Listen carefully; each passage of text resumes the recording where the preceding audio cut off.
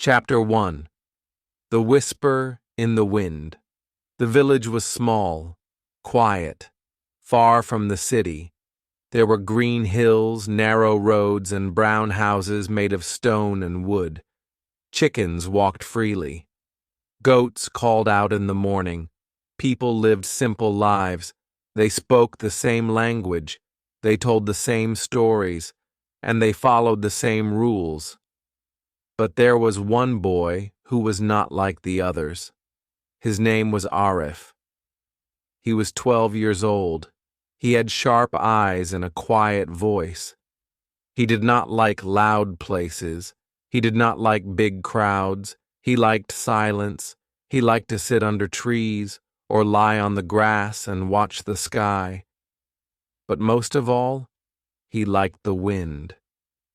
He believed the wind spoke to him, not like a person, but like a friend, a teacher, a guide.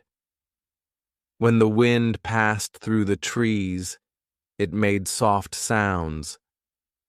Arif listened carefully. He closed his eyes and heard more than just noise. He heard rhythm, he heard patterns, he heard words. No one else understood. His mother thought he was dreaming. His father thought he was wasting time. His classmates laughed at him.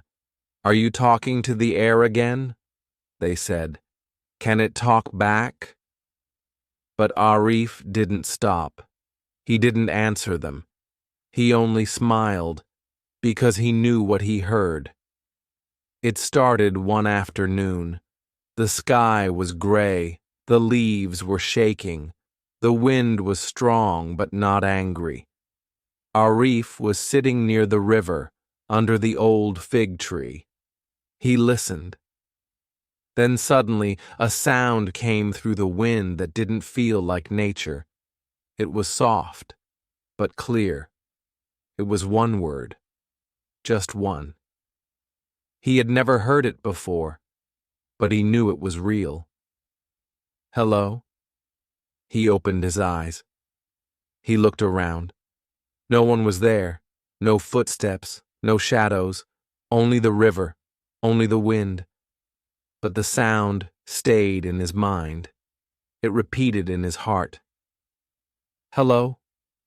A simple word. A new sound.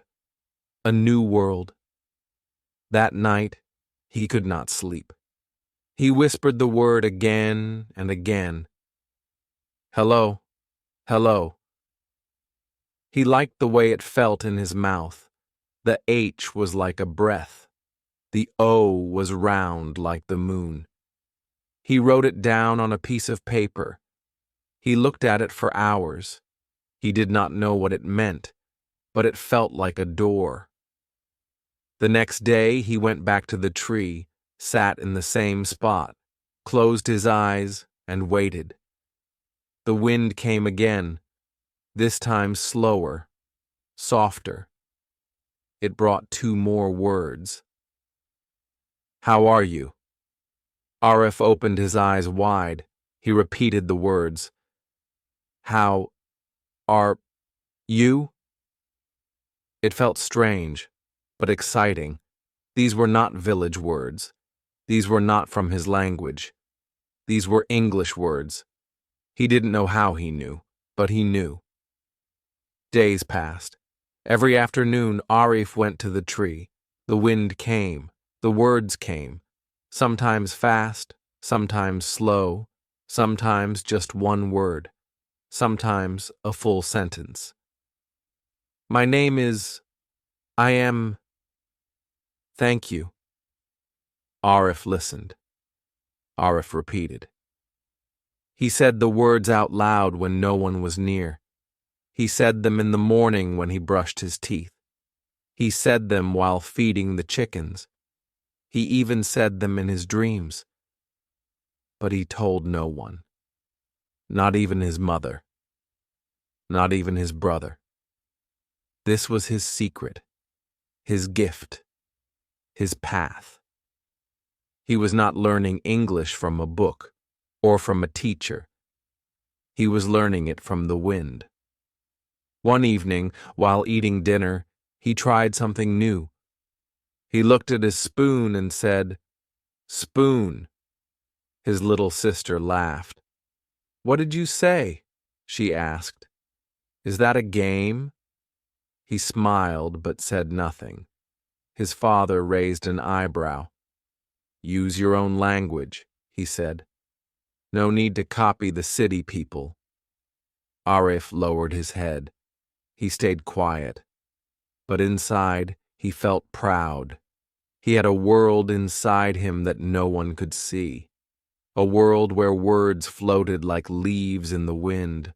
A world where he was not just a boy in a small village, but a traveler, a learner, a speaker of secret things. Each word was like a stone in a bridge. Slowly, step by step, he was building a path to something new. He didn't know where it led, but he knew he had to keep walking. The wind had chosen him, or maybe he had chosen the wind. Either way, the journey had begun. And Arif, the quiet boy from the quiet village, was no longer just listening. He was learning to speak. Chapter 2. Words no one taught me. The wind came almost every day now, sometimes in the morning, sometimes in the evening. Sometimes it was strong and playful, other times it was soft and shy. But it always brought something new, a sound, a phrase, a short sentence. And every time Arif was ready, he would run to the fig tree near the river. He would sit on the soft ground and wait with his eyes closed. The wind became his classroom. The leaves became his books. The sky was his ceiling, and the air, his teacher. He was learning English, but he didn't have a notebook. He didn't have a pencil. He didn't even know what English really meant. He only knew that these words were not from his language. They were new. They were different. They were special. My name is Arif. I am 12 years old. This is a tree. That is a house. He repeated them again and again. Slowly, clearly, carefully. He whispered them while walking. He sang them softly while bathing. He said them to animals. He even said them to the sky. No one had taught him these things, not in school, not at home, not from any book. The other children were busy learning their normal lessons, math, science, religion. But Arif was learning something else, something no one else understood, something that felt like a treasure. He was not just learning how to speak, he was learning how to feel the words. At first, he kept it a secret, but it grew harder to hide. One morning, he pointed to his breakfast and said, "Bread." His mother looked at him. "What did you say?" she asked. "Bread," Arif repeated, smiling. She frowned. "Say it properly." Arif looked down. He was quiet again. At school, he raised his hand and said, "Chair." The teacher stopped writing. "That is not our word," he said. "Speak clearly. Use your own tongue." The students laughed. Some called him names. "Crazy wind boy," one shouted. "Go talk to your tree," another said. But Arif didn't stop. He could not. The words were now part of him. They moved through him like blood. When he woke up, he said, "Good morning," to the sun. When he went to sleep, he whispered, "Good night," to the stars. He counted in English. He named things in English. He even dreamed in English. And every word he learned made him feel taller inside, stronger, braver. His parents grew worried. His father asked, "Why do you speak like that?" Arif didn't know how to explain. How do you tell someone that the wind is teaching you? How do you say that sounds in the air feel like magic in your mouth? His mother sat with him one night and said gently, "Arif, we are simple people. Our language is enough. You don't need to act like the rich city boys." But Arif wasn't acting. He was changing. He started writing words on small pieces of paper. He hid them in books, in boxes, in his shirt pocket. He made a secret dictionary. He wrote, "Sun, Surj, Moon, Chand, Hand, Hat." It wasn't perfect. Sometimes he made mistakes. Sometimes he forgot the spelling. But every word felt like a key to a new door, a door only he could see. He also noticed something strange. When he spoke these words, the wind seemed to answer him, not with clear voices, but with small signs. A stronger breeze when he got it right. A soft swirl of dust when he learned something new. It was like the wind was proud of him, like it was smiling. One afternoon he saw a bird fly by. It was small, fast, and blue. He pointed and said, "Bird." A man nearby looked at him. "What did you say?" Arif shook his head. "Nothing." The man stared at him and muttered, "Strange boy." But Arif didn't feel strange. He felt alive. Some days were hard. The words didn't come. The wind was quiet. He felt lost, but he didn't give up. He sat under the tree and waited. "Please," he whispered, "say something." And slowly, softly, a sound came. "Don't stop." It was clear. It was kind. It was enough. Arif smiled. He looked up at the sky. He nodded. "I won't." In that moment, he understood something deep. He was not just learning English. He was learning patience. He was learning trust. He was learning how to believe in something that others could not see. And even though no one taught him, and even though no one understood him, he kept going. Because he knew, one word at a time, he was becoming something new. And the wind was still listening. Chapter 3. Talking to Shadows. Arif had no one to talk to, so he began talking to everything. In the morning, he greeted the tree outside his window. "Good morning, tree." He smiled at the wall and said, "How are you today?" He looked at his reflection in the spoon and whispered, "My name is Arif." "What is your name?" The objects didn't answer, but he didn't care. His voice filled the empty spaces around him. Slowly, surely, he was becoming a speaker. Not of speeches, not of big words, but of courage. The wind still came to visit him. Not every day, but enough to keep him going. It brought him phrases now, short questions, small replies. "What do you want?" "I want to learn." "Where do you live?" "I live in a village." He repeated them over and over. He mimicked the rhythm, the music in the words. Sometimes he made mistakes, but he didn't stop. He didn't wait for perfect. He just practiced.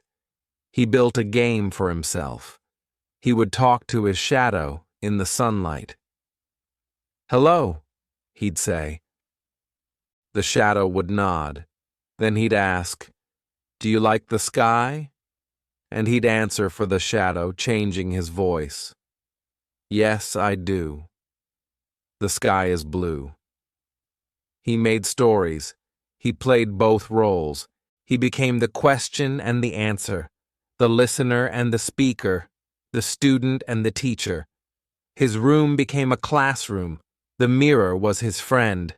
He stood in front of it for hours, practicing, smiling, frowning, laughing. I am happy.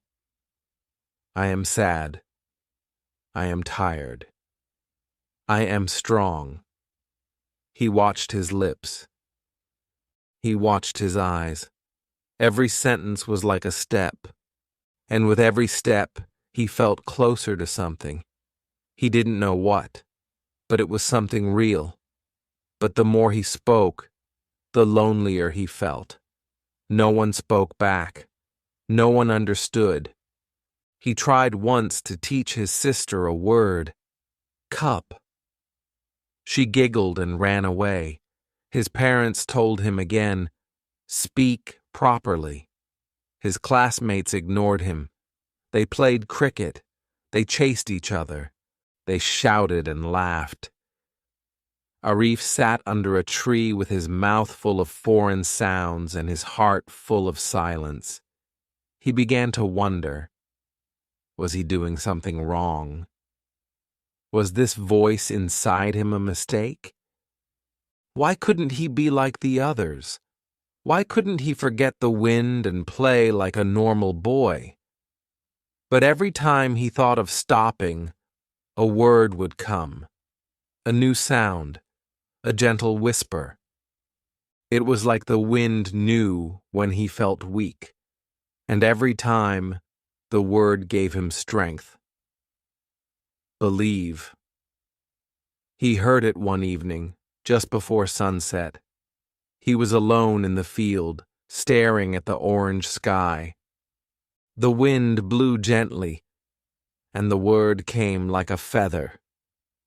Believe. He repeated it. Believe. He didn't know how to spell it. He didn't know exactly what it meant, but he felt it. Deep inside. It meant don't stop. It meant trust yourself. It meant keep going. So he kept talking, to the grass, to the trees, to the stones near the river. He imagined conversations. He made up questions. He gave his school bag a voice. He gave his shoes personalities. Where are we going? He'd ask. To school, the shoe would reply. Are we ready? Always ready. He laughed at his own jokes. He cried when no one saw. He learned that language was not only about speaking, it was also about feeling. At night, he lay on his bed and talked to the ceiling. One day, he said, I will talk to a real person. One day, someone will listen. One day, I will not be afraid. And the ceiling listened, and the wind moved gently through the window, as if to say, yes, one day. His English was not perfect, but it was growing. His voice was still small, but it was strong. His heart was still lonely, but it was full of hope. He began to write short lines in his notebook, sentences, thoughts, dreams. I want to speak to the world. I want to travel. I want to be free. These were not just words. They were promises. Arif was not just learning a language. He was building a life. Quietly. Alone. But with purpose. He was learning that shadows can be friends. That silence can teach. That a voice, no matter how soft, can change everything. And somewhere, deep in the wind, a voice was still whispering, keep going, Arif. Keep talking. Your words will find someone. Chapter 4. The Day of the Stranger. It was a bright morning. The sun was high, the sky was blue, the village was busy. People were walking to the market. Children were running on the dusty road. Sellers were calling out prices. The smell of fresh bread filled the air. Arif was sitting under his usual tree, his notebook in his lap. He was writing a sentence he had learned the night before. Today is a beautiful day. He said it out loud, slowly, clearly. He smiled. Then something unusual happened. A car arrived. Not a village car, not a delivery van. It was shiny, big, red. It stopped near the old well. The engine turned off. People stopped what they were doing. They looked. They waited. The door opened. A man stepped out. Tall, pale skin, sunglasses, a small map in his hand. He looked around. He said something. No one understood. He said it again. "Excuse me, can anyone help me?" His voice was calm, but no one replied. People looked at each other. Some smiled politely, others stepped back. A few children laughed. The man scratched his head. He looked at the map, then back at the people. "I need directions," he said. Arif stood up. His heart started beating faster. His hands were cold. His feet didn't move. But inside him a voice said, "This is your moment." He took a deep breath. He walked slowly toward the man. The villagers stared. The stranger looked at him. "Do you speak English?" he asked. Arif opened his mouth. No sound came. He cleared his throat. Then he said, "Yes, I speak little English." The man smiled. "That's great. I'm trying to find the old fort. Is it nearby?" Arif blinked. He understood. But he had never done this before. Not with a real person. Not in front of everyone. He pointed toward the hills. "You go. Straight. Then, left turn. Fort is there. Behind. Big trees." The man looked in the direction. "Left after the road?" he asked. Arif nodded. "Yes. You go left. Fort is 10 minutes. The stranger laughed kindly. "Thank you, young man. You just saved me a lot of time." Arif smiled.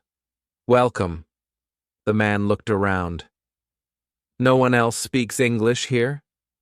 Arif shook his head. "Number only me."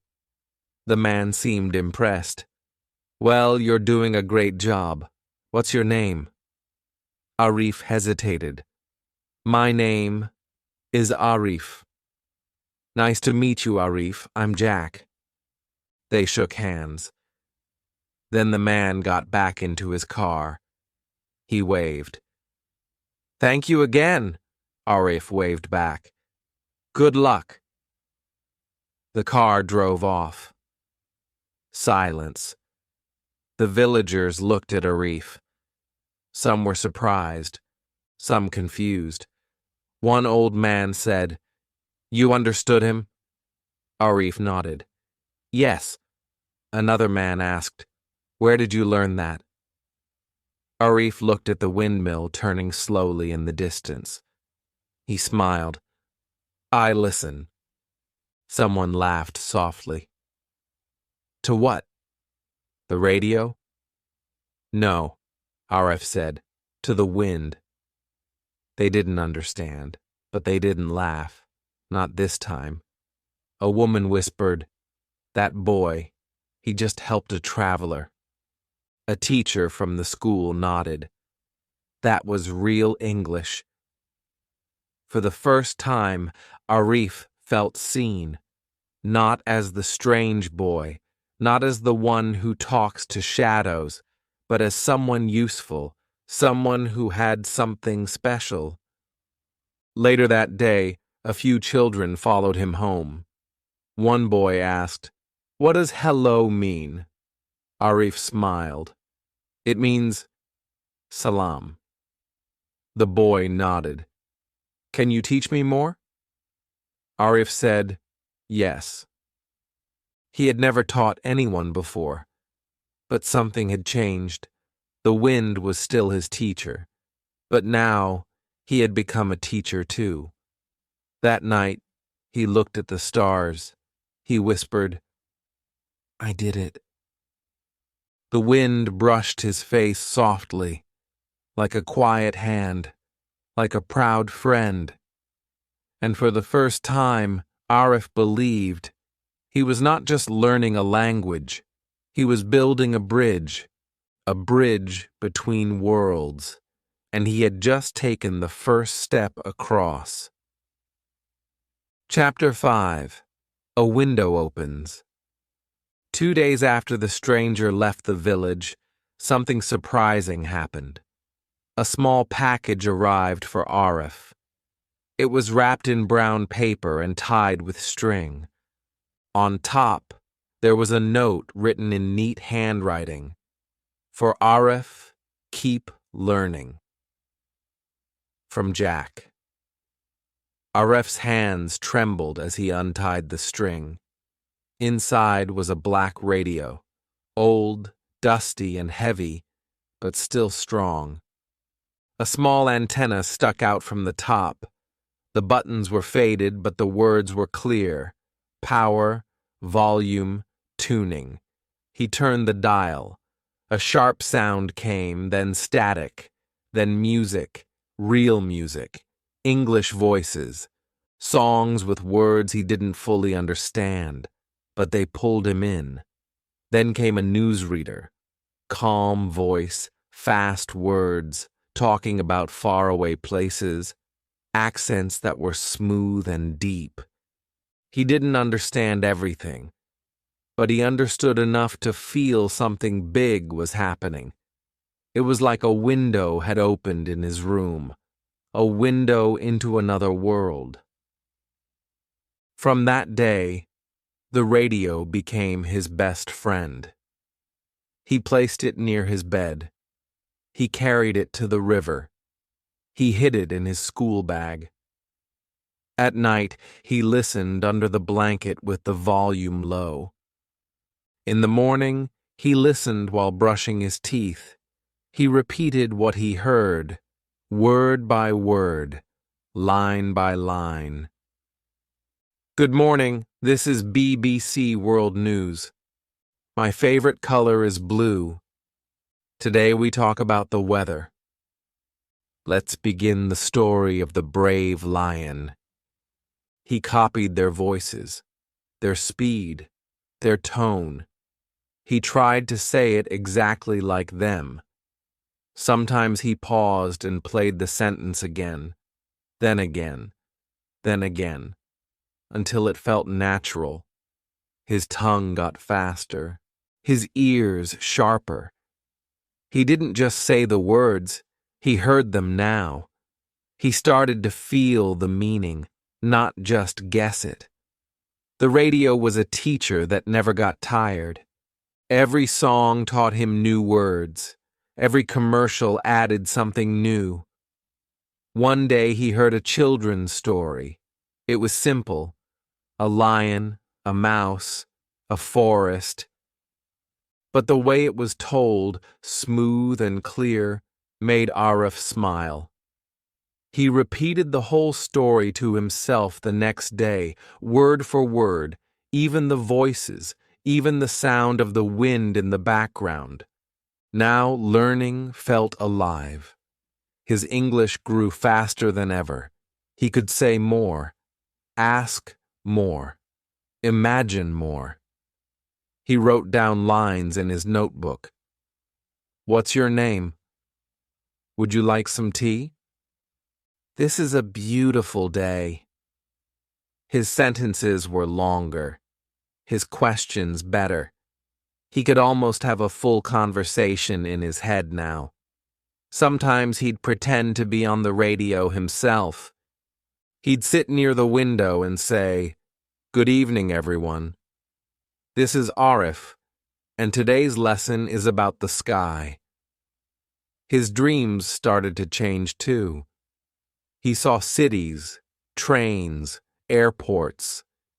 He heard loudspeakers calling names. He saw people talking quickly in cafes. He imagined himself wearing a backpack and walking down new streets, asking directions in English, buying books, making friends. In his dreams, he was not just speaking, he was living a new life. The radio gave him more than language. It gave him vision. His parents still didn't fully understand. His mother watched him from the kitchen doorway. "Always talking to yourself," she said, but there was softness in her voice now. His father once picked up the radio, turned it in his hands, and said, "This is from the Traveler?" Arif nodded. "It helps me learn." His father didn't say much, but he didn't put the radio away either. Even the neighbors noticed. "That boy," one man said, "he sounds like he's from another country now." A shopkeeper laughed. "Maybe he'll go on the radio one day." Arif heard these words. They made him nervous, but they also made him proud. He knew now that language was not just about grammar. It was about connection, about sound, about rhythm. The radio had taught him how people really speak, not the perfect slow school sentences, but real everyday talk, fast, natural, warm, mistakes and all. He didn't know where this would lead. He didn't have a map, but he had the wind. He had his voice, and now he had this window, this small radio that brought the world to him. And when he looked out of his own window at night, he didn't just see hills anymore. He saw possibilities. Chapter 6. The Mirror Speaks Back. It started with a smile, a small one, a nervous one. Arif stood in front of the mirror one afternoon, holding a comb in one hand and staring at his face. He had just heard a sentence on the radio. "Smile when you speak. It makes you sound friendly." The sentence stayed with him. It echoed in his mind all day. That evening he stood in front of the mirror again, this time with no comb, just his voice. He took a deep breath, looked at his own eyes. Then he said, "Hello. My name is Arif." His mouth moved slowly. His lips were dry. His eyes blinked too much, but he kept going. "What is your name?" he asked. Then he changed his tone and answered, "My name is Jack." He laughed at himself. It felt strange, but it felt fun. That night, the mirror became his new friend.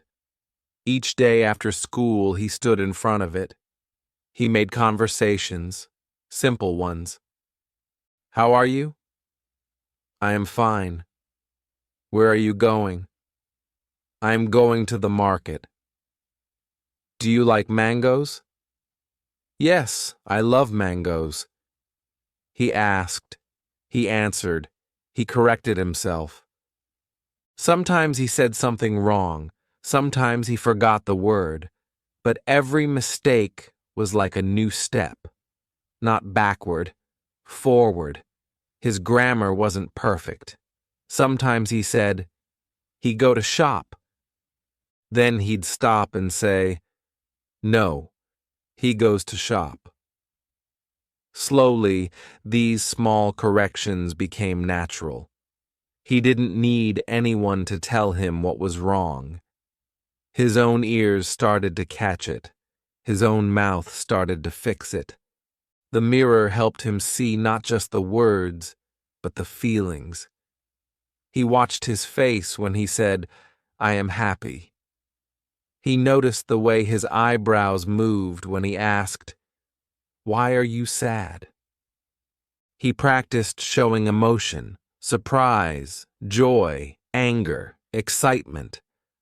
Really? Oh no. That's great. He wanted his English to sound real, alive. He didn't just want to say the right thing, he wanted to feel it. He also learned to smile.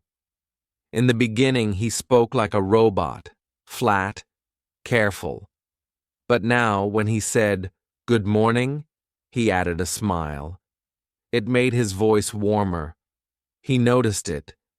The radio hosts always sounded friendly, so he copied them. He smiled when he said, "Thank you." He smiled when he said, "Please." And soon, smiling became part of the language. Some evenings, when the house was quiet, he stood in front of the mirror for almost an hour. He pretended to be a shopkeeper, a customer, a teacher, a tourist. "How much is this?" "This is 10 rupees. "Do you speak English?" "Yes, a little." He created small worlds with just words and a reflection. He made mistakes, many mistakes, but he didn't stop. Because every time he practiced, the fear became smaller, the hesitation became shorter, the silence in his throat started to disappear. In its place, there was sound, confidence, clarity. The mirror didn't laugh at him. It didn't judge. It didn't interrupt. It just gave him space. Space to speak. Space to try. Space to become better. One day, he caught himself talking without thinking. He looked at the mirror and said, "What time is it?" Not as practice, but as a real question. Then he smiled. He didn't plan that sentence. It just came. Naturally. That was the first time he felt fluent. Not fluent like the people on the radio, not like the traveler from the city, but fluent in his own way. Fluent enough to think in English, fluent enough to feel comfortable, fluent enough to believe. He began to understand something important. You don't need a classroom to speak. You don't need a teacher to begin. You just need yourself, a voice, a mirror, and the courage to keep trying. The mirror showed him more than his face. It showed him growth. It showed him change. It showed him that speaking to yourself is not strange. It's smart. It's strong. Because when the mirror speaks back, it's not really a reflection. It's a reply from the future version of you. The one who already speaks well. The one who isn't afraid. The one who waited quietly inside, ready to be found. And Arif, little by little, was finding him. Chapter 7. The wind goes silent. The air changed. Slowly, quietly, the wind disappeared. It did not come through the trees. It did not touch his face in the morning. It did not whisper in his ears. It just stopped. No breeze, no soft sound, no secret words. The sky was clear. The leaves were still. The wind had gone silent. At first, Arif waited. 1 day, 2 days, 3. He went to the fig tree. sat under it like always, closed his eyes, opened his ears. Nothing. He whispered, "I am here." But the air gave no answer. He looked at the clouds, listened to the river, but everything was quiet. Still. He told himself, maybe tomorrow. But tomorrow came, and again there was no sound. His heart grew heavy. His voice slowed down. His notebook stayed closed. The radio still worked, but he didn't touch it. His mirror stayed clean, but he didn't stand in front of it. He stopped repeating, stopped pretending, stopped smiling at the wall. His voice became small again, like before. He began to wonder if it had all been a dream. Maybe the wind never spoke. Maybe he had imagined it. Maybe he had just been playing games in his mind. The villagers still talked, still laughed, still lived the same. No one asked him about English anymore. No one remembered the traveler. And Arif felt alone again. Truly alone. For a whole week, he didn't say one word in English, not even to himself. But something inside him refused to stay quiet. One night, he sat on his bed, staring at the radio. His fingers touched the dial. Slowly, he turned it. The voices came back, clear, fast, familiar. A story was playing, a story about a boy and a kite. He listened. He knew the words. He understood the feeling. His lips moved. "Don't stop," the voice in the story said. "Fly again." That night, he had a dream. He was in a large field. A strong wind blew against him, but this time the wind said nothing. It just pushed him forward. He ran, faster, with no voice guiding him, only the air behind his back and his own feet. He woke up with one thought. Maybe the wind is not gone. Maybe it was never the power. Maybe the power is me. He stood in front of the mirror, looked into his own eyes. "Hello," he said softly. "I am Arif." Then louder. "I speak English." Then stronger. "I can do this." He opened his notebook, flipped through the pages. So many words, so many sentences. All written by him. No one gave them to him. He found them. He made them his. The next day, he walked past the market. A man dropped his bag. Arif bent down, picked it up, and said without thinking, "Here you go." The man looked at him. "What did you say?" Arif paused, then smiled. "Here, you dropped it." The man nodded, confused, but thankful. Arif kept walking. That night, he turned on the radio again. The voice said, "Confidence is like a seed. It grows in silence." He repeated it. "Confidence is like a seed. It grows in silence." The wind had gone silent. But maybe it had done its job. Maybe it was never supposed to stay. Maybe the wind had only come to show him the way, and then let him walk alone. Now, his learning no longer depended on the tree, or the sky, or the breeze. Now, it came from inside him, from the choice he made every day to speak, to try, to fail, to try again. He started practicing again, more than before. He asked himself hard questions. He answered with new words. His mistakes became fewer. His sentences became longer. He listened to the radio not just for practice, but for joy. He spoke in English not just to objects, but to people when he could. And most of all, he no longer waited for the wind. Because he realized something powerful. The wind was never outside. The wind had always been inside him.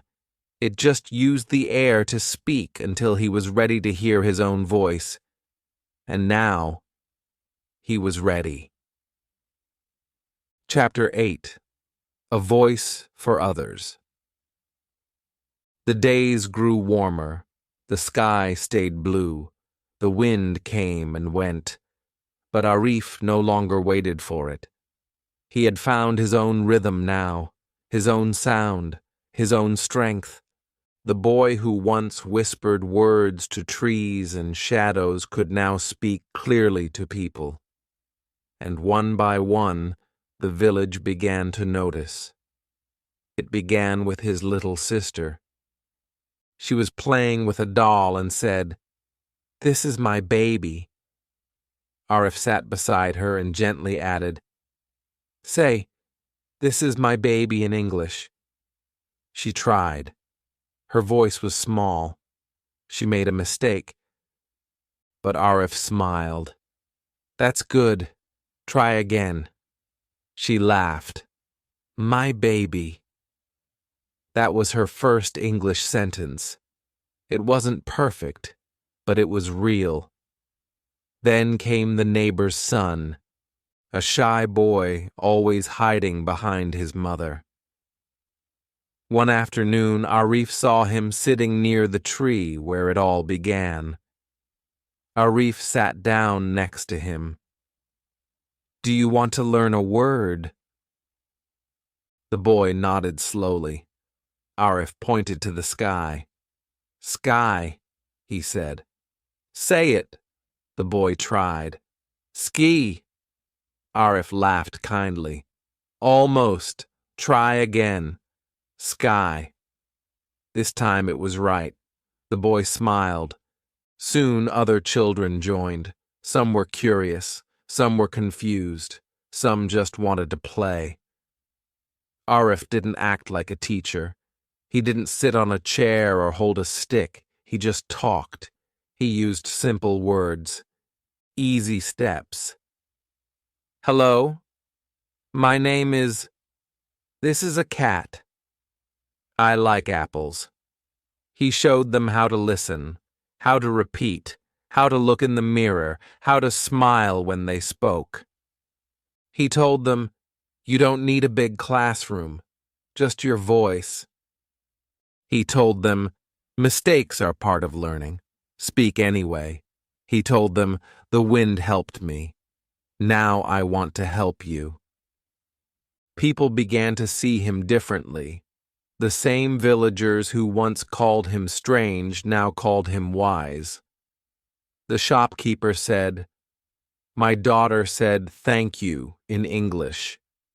She learned it from Arif." The headmaster of the school asked him to speak to the class. Arif stood in front of 20 children and said, "My name is Arif. I used to be scared. I used to be silent, but I practiced, and you can too."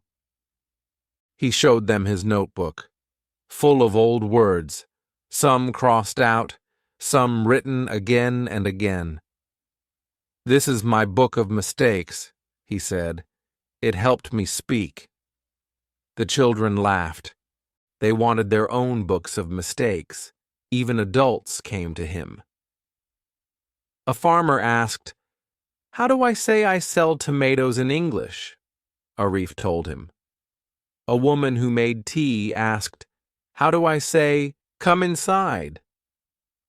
Arif taught her. He didn't laugh at their accents. He didn't correct too much. He only encouraged. Like the wind once encouraged him. He became the voice others listened to.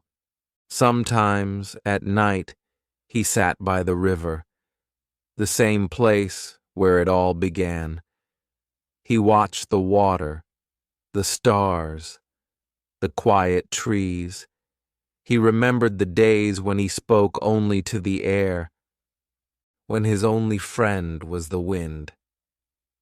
Now, there were real people, real voices, real conversations. He was no longer alone.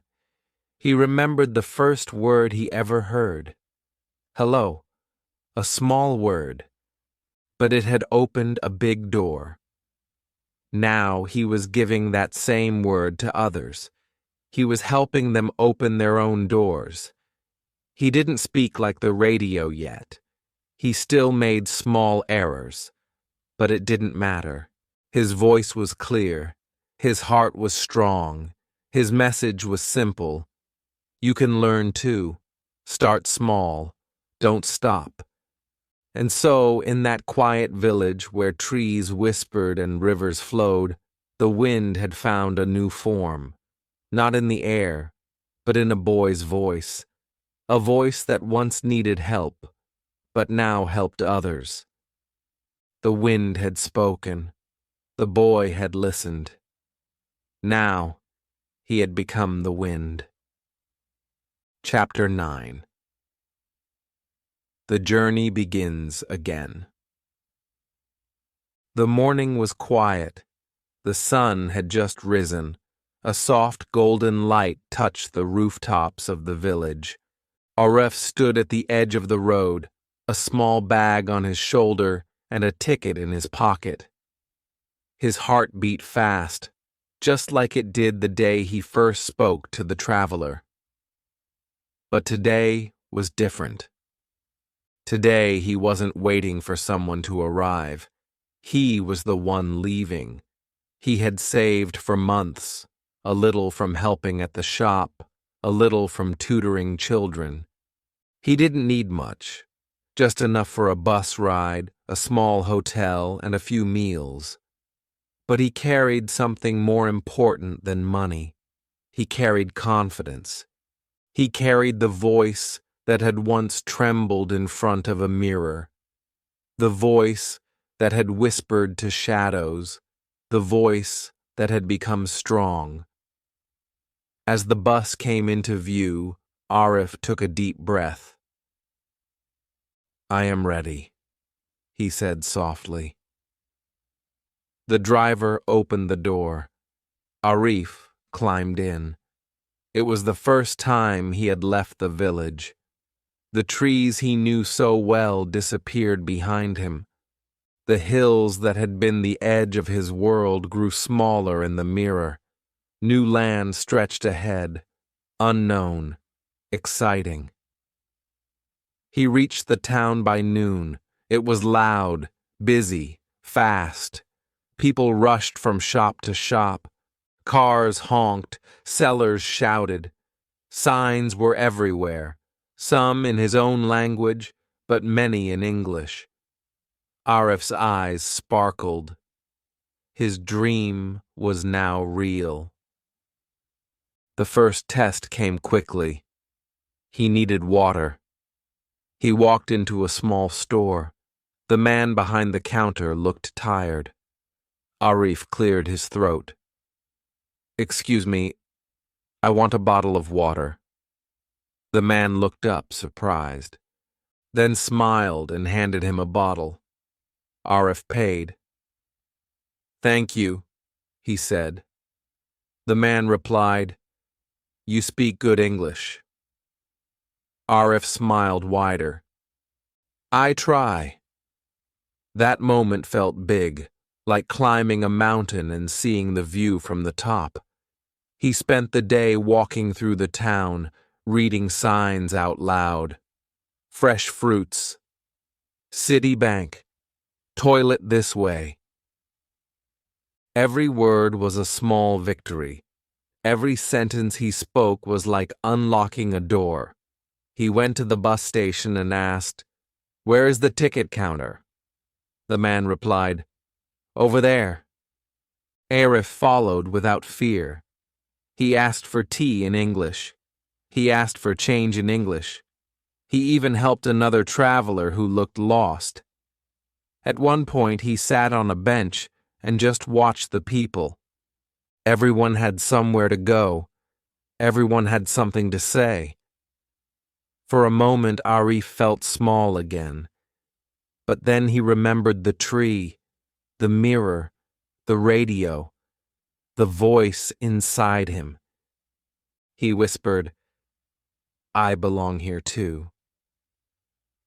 That evening, he sat at a small tea shop near the station.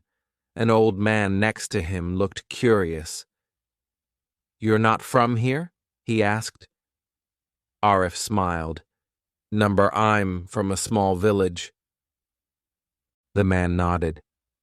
"But you speak like someone from the city." Arif looked down, shy but proud. "I practiced, alone." The man was quiet for a moment. Then he said, "Keep going. The world needs more voices like yours." Those words stayed with Arif. He walked through the marketplace as the lights came on. The town glowed. He saw people speaking in English, in his language, in other languages too. It made him think, language is not just sound. It is power. It is freedom. It is connection. He called home from a public phone. His mother answered. "Are you okay?" she asked. "Yes," he said. "I bought tea in English." She laughed gently. "That's my son." He stayed one night in a small guest house. The room was plain, one bed, one window. But to Arif, it felt like a palace. He opened his notebook and wrote, "Today I used my voice in the real world. I am not perfect, but I am brave." He looked out the window at the hills in the distance. Beyond them, his village waited, his students, his family, his mirror. But now, he had stepped outside that world, and he had spoken, not just with the wind, but with the world. The journey that once began with a whisper had now become a real voice on a real road. And though the day was ending, Arif knew this was only the beginning. Chapter 10. I am the wind now. The bus rolled into the village just as the sun began to set. The same hills, the same trees, the same narrow road greeted Arif. But everything felt different now. Not because the village had changed, but because he had. The boy who once whispered to shadows was no longer afraid of being heard. The one who had waited for the wind now walked like he was the wind, quiet, steady, and full of meaning. Children ran behind the bus, laughing as it stopped near the market. A few shopkeepers waved. Some people didn't notice him right away, but when he stepped down, bag on his shoulder and a calm look in his eyes, someone said, "That's Arif." Another said, "He's back." The whispers spread, not like gossip, but like respect. He walked home slowly, soaking in the silence of the village. His mother stood at the doorway. She didn't say anything at first. She just looked at him. Then she hugged him. "Welcome home," she whispered. His father gave him a pat on the back, and Arif saw something in his eyes that he had never seen before. Pride. That night, Arif sat under the tree where it had all begun. The fig leaves moved gently, but there was no voice in the wind. And for the first time, he wasn't waiting for one. He didn't need it anymore. The voice was already inside him. In the days that followed, children came to him again, but now they didn't come out of curiosity. They came because they believed in him. They came to learn. Arif started teaching under the same tree. No books, no blackboard, just words, just stories, just conversation. Say hello, he would begin. Say it with a smile. The children smiled. Say, my name is, they repeated. Say, I can speak English. Some said it loudly, some softly, but all of them said it. He told them his story, every part. The silence, the fear, the mirror, the mistakes. The moment he spoke to the stranger, the first time he ordered tea in another town, and how he had once waited for the wind to speak. But the truth is, he told them, you don't need the wind. You just need to listen to yourself.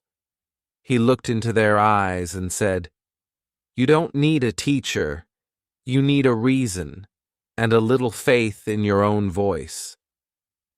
The village listened to him differently now, not like a boy, but like someone who had found something true. The old teacher at the school once asked, how did you really learn?